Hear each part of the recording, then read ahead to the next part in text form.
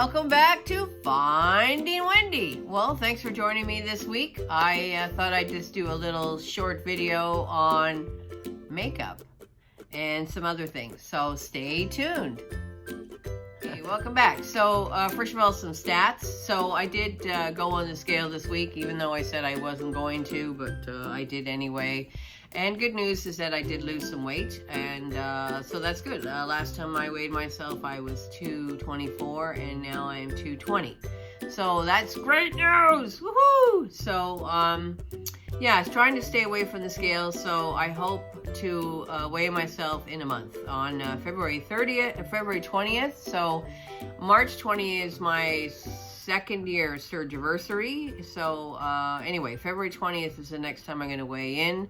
I'm still tracking my foods diligently on my app. So I use MyNet Diary, and I can't stress it more that you really do need to continue tracking your food, even year 2, year 3, year 4, year 5, because as I'm reading a book right now called The Obesity Code, and it's a fantastic book, and I definitely recommend everybody to download a version for yourself to read up on this very interesting comparison or very interesting discussion regarding some quotes, and I'll read some quotes to you. I just got distracted with this news bulletin that just popped up on my computer that Kobe Bryant, the very famous NBA basketball star, has died in a helicopter crash. And I'm shocked because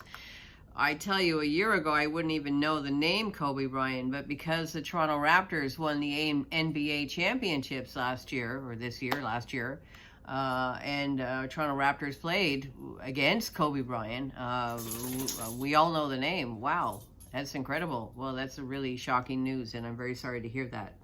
So anyway, to get back to this book, so I'm reading this book, and right now I'm on chapter 7 about insulin, and there's a very, very interesting information that I'm learning about the function of insulin in your body and what happens. So insulin is all automatically regulated, and so is our weight. But hormones tell us when we're hungry. Hormones tell us when we're full. Hormones increase energy expenditure. Hormones shut down energy expenditure. Obesity is a hormonal dysregulation of fat accumulation. Calories are nothing more than the proximate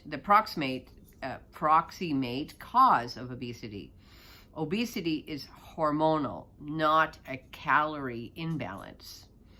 And so there's another book that I'm going to read by Gary Taubes, and he wrote Why We Get Fat and What to Do About It. And he's quote, he says, "We do not get fat because we overeat because we get fat. And why do we get fat? We get fat because our body's set weight thermostat is too high, because our insulin levels are too high." Incredibly interesting information about the role of insulin in our body. And the question is not how to balance calories, the question is how to balance our hormones. The most crucial question in obesity is how to reduce insulin. So insulin makes you fat. So what happens is that the more your body produces insulin, the more fat you become. So that's why when you're obese and you're overeating, your body is constantly producing insulin to bring your sugar level down. So the key is with weight loss, as what I'm reading in this book, which is very interesting, is to reduce your set point is also to reduce your insulin level. And as you know, a lot of type 2 diabetes patients do not take insulin, but they are able to keep their sugar levels low by a healthy diet of fruits and vegetables that don't have too much sugar in them, but also do not spike your insulin. So it's a very interesting concept, and I certainly am going to do some more research into this, especially since my niece is a type 1 diabetic. And she's never really had any issues with weight gain. She's typically not part of our family genetic situation. All my sisters, my mother, were all obese. And in the case of my 5 nieces and nephews, they are not obese. So, you know, you do hear many times the stories of obese families and children of parents also, obese parents also become obese. So in the case of my case, I was a child of an obese mother and I became obese. But my sister, who had a child and she's obese, she didn't have an obese child. And my other sister had 2 children and they're not obese either. So it's not a whole lot of truth to, you know, you're destined to become obese if your parents are obese or your mother's obese. So interesting. So I'll continue reading this book. I'm still, you know, I'm thinking about halfway through, and then I'll do a full review, make some notes and help everybody out. Do the Coles notes. If any of you here from Ontario and Canada remember the Coles notes that you would buy at the Coles bookstore.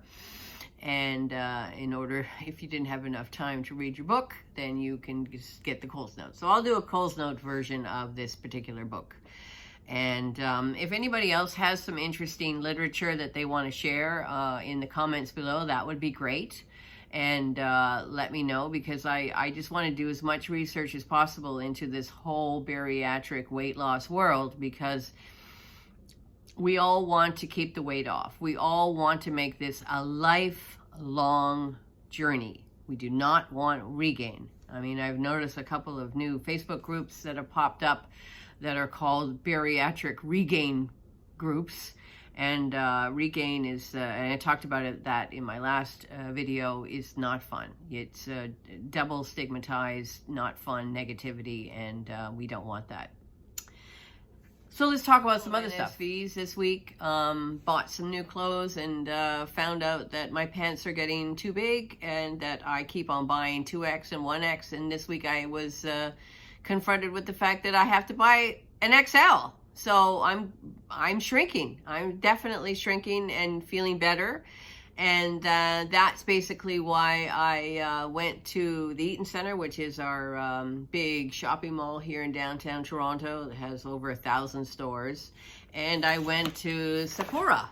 There we go. And I had my makeup done. And so here's a little video. Where are we? We're at Sephora. Okay, Sephora. So today we're going to do some makeup on me.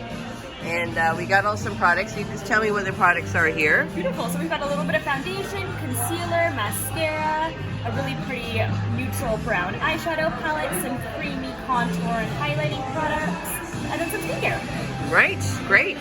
So here I am in the mirror with my makeup artist for today. And we'll do a before and after. Yep. All right. So here, you just grab the camera here, and so this is the before. This is the before. Beautiful. All right. All right. See here, I'll take off my glasses, and you can see the full effect of the makeup. And what and I of course bought a few products from Sephora. So I was going to unpack this bag and show the products with you, because I know that it's mostly women that watch my channel. Whoops, my light went off. I have a new ring light. There we go. Oh, too light. I closed my computer in the oh, it went off again. It's the second here. There. Okay. All right, here we go. Okay, so what did I get? So I'll unpack here. So, oh yeah. So this is the this is some shadow, some eyeshadow that I got that I can't open. Here we go. Okay, there we go. Ah, okay. So there we go. There are the colors I chose. Hope you like them. And for those who aren't interested in makeup, you can just shut down now. All right, let's see what else we have in the bag here. And, oh yeah, this is handy little applicator sponge. Because what was so interesting, and I didn't know that they do this, here, I'll just take all this stuff out here. Woo! All right. So, so I got this Yves Saint Laurent base makeup foundation. There we go. That's the base makeup foundation. And what I didn't know is that you put your base makeup on with a brush. So you put some base makeup on your palm like this, and then you brush it on. And what I didn't know, what I learned about this lovely lady who did my makeup today, was that you put all your eye makeup on first, and then you put on your foundation. Because when you put your eye makeup first on and there, you know, mascara leaks or gets on your face or whatever, then at least you can clear it off and not worry about taking off your foundation. So do your eyes first, and your eyebrows come after you do your base foundation. So your eyes, your base foundation, and then your eyebrows, and then contouring. And the contouring part was very interesting because she contoured with a very dark bronze. And I'll show you what it looks like. Which one is it? Is it this one? Radiant Cream Concealer. I hope she remembered to put that in there. Okay, so here's another package here that I got. And this is the, oh yes, this is the bronzing. So again, you put some on your wrist here, on your thumb, and you're using your concealer brush, and you're contouring here and here and down here and here. So what happens is that this gets the effect of being darker, which sculpts your face more and gives you more of a chin line, and this helps with bringing out your cheekbones. And so after you've done that, and I also have a concealer. So this is the product here for the concealer. And the concealer you use, again, you put some on your hand, and you're using a smaller brush, and you're concealing under your eyes. Because you know, being a 60-year-old woman, you need to cover that up a bit, and then you can highlight on your nose as well. And then I already have that, but she also did my eyebrows after all this base makeup was put on, and blush. And you apply everything with brushes. So yeah, that's my little makeup lesson. I do. And the interesting thing about makeup and this whole journey is that, you know, I think it was, yeah, back in 1987. So do the math. I don't know, 30 years ago. Is that 40 years ago? Wait a minute. 87, and it's now 2020. So that's 20 years ago.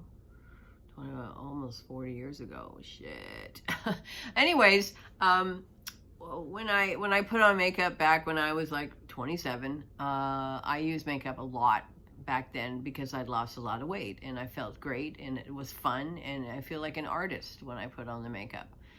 And now with my shorter hair and trying to dress a little bit more often, dress up a little bit more often. Yesterday I went to the opera, and it's fun. It's really fun, you know. You can still be a dyke and still wear makeup. So I guess I'm called a lipstick dyke.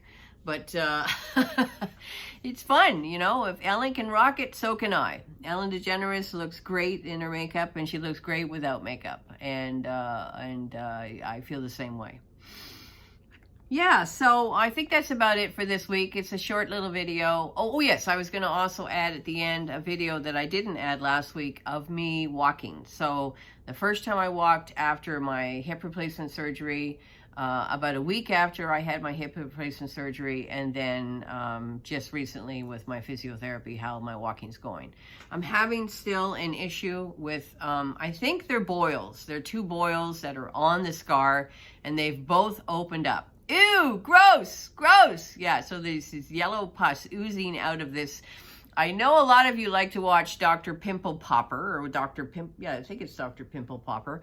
Anyway, this is definitely something for those fans of Dr. Pimple Popper, that it's really gross. I didn't pop it. I put on a warm, wet compress on the area to open up the boils and let them ooze out themselves.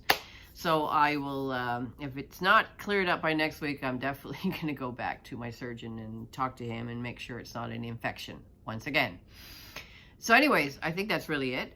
Thanks very much. Short little video this week. And yeah, bring your comments below what sort of topics you'd like me to talk about. And also don't forget to subscribe and hit the little bell so you know I have a new video coming up. And that's about it for this week. So thanks again for following me on Finding Wendy, and share my channel with your friends. I'd love to have some more people showing up and giving comments, and I love to help. And yeah, keep the fight, stay motivated, stay stimulated, find things that help you stay on track. Like, wearing makeup for me seems to be a fun new thing to help me stay on track with feeling good about yourself. You need to feel good about myself. I need to feel good about myself because so many years of being depressed and overweight and 450 pounds, and I need to break out of that.